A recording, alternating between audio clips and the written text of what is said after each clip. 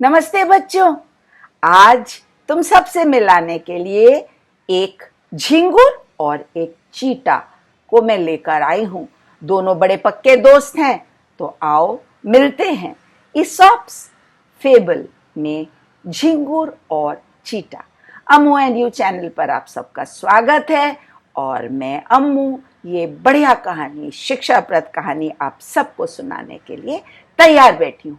बहुत समय पहले की बात है। एक चीता रहता था, पेड़ के नीचे बिल बनाकर वो रहता था। सारे दिन मेहनत करता, खाने के दाने ढोता, ढो ढोकर अपने बिल में जाके इकट्ठा करता।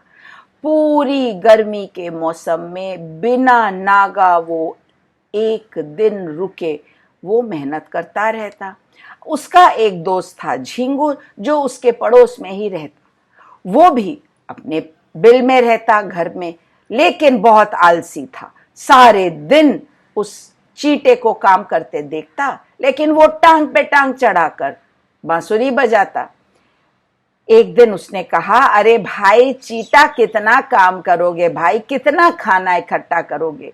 हाँ चलो आओ मेरे पास बैठो, बढ़िया धुन सुनाता हूं तुमको, तबीयत खुश हो जाएगी।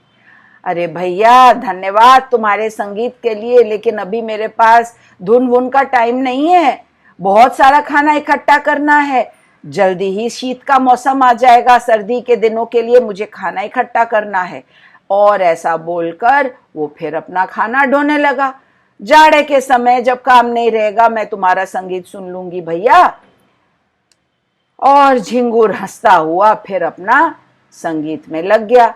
जल्दी ही ठंडी का मौसम आया। अब चीता तो पूरी तरह से तैयार था, उसका घर खाने से भरा हुआ था।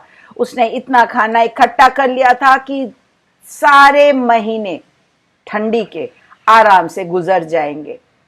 उधर झिंगुर को भूख लगी। देखा टटोला डब्बा ढक्कन, कहीं कुछ खाना नहीं, खाना खत्म हो गया। अरे चलो बाहर जाके खाना लेके आता हूं। बाहर निकला, निकलते ही ठंड के मारे भागता हुआ घर के अंदर वापस आ गया। बाहर न उसे कुछ खाना मिला और घर के अंदर तो खाना खत्म हो गया था। अरे इतनी ठंड तो एक आध दिन की बात है, ठंड कम होगी, बाहर खाना लेने चला जाऊंगा। ऐसा सोच के झिंगुर महाराज तो बैठ गया, लेकिन ठंड क्या कम होने का नाम लेती ना। ठंडी के मौसम में तो कई महीने निकलने वाले थे। अब झिंगुर का तो भूख से बुरा हाल, बिना खाने के वो दिन पर दिन कमजोर होता चला जा रहा था। अब कमजोरी बर्दाश्त नहीं हुई तो उसे अपने दोस्त चीते की याद आई। उसने सोचा, चलो जरा अपने दोस्त से जाकर थोड़ा सा खाना मांग के लाता हूं। अब बाहर वो निकला तो, लेकिन कमजोरी के मारे और भूख के मारे उससे चला तक ना जाए। किसी तरह से ठिठुरते लुढ़कते वो चीते के दरवाजे पे गया और बेहोश होकर गिर गया।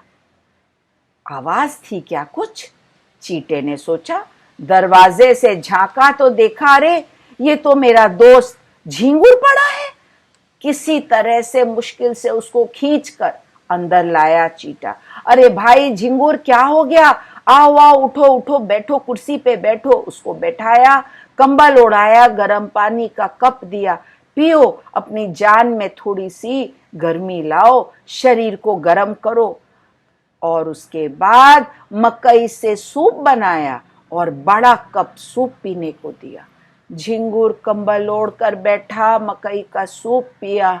ओहो हो, उसकी तो जैसे जान में जान आई। उसने सांस छोड़ी और कहा, बहुत धन्यवाद चीते भाई, तुमने तो मेरी जान बचा ली। आज मुझे समझ में आ गया कि मेहनत का क्या फल होता है। मैं अपने पर बड़ा शर्मिंदा हूं।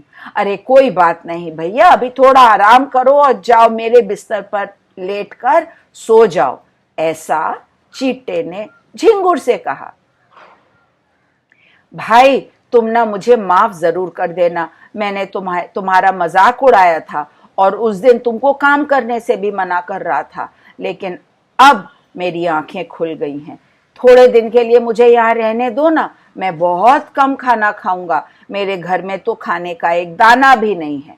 चीटा बोला, अरे दोस्त किस काम के, किस दिन होते हैं, बिल्कुल रहो मेरे पास, मेरे घर में इतना खाना है कि दोनों आराम से खाएंगे तो भी खाना खत्म नहीं होगा। और दोनों दोस्त वहां पर पूरी ठंड आराम से रहे, पेट भर के खाना खाते, दिन भर गप लड़ाते, और वो झिंगुर उसको संगीत भी सुनाता। अचानक एक दिन झिंगुर बोला, अरे बाहर देखो सूरज निकल आया है, जाड़े का मौसम खत्म। चीटा बोला, हाँ चलो भाई, बहुत दिनों बाद आज हम दोनों बाहर निकलते हैं। दोनों बाहर निकले, लेकिन बाहर निकलते ही चीटे महाराज तो फिर से खाना ढूंढने में लग गए। और देखते क्या हैं कि थोड़ी दूर पर झिंगुर भी खाना के दाने ढूंढ रहे हैं और उन दानों को ढोकर अपने घर ले जा रहे हैं।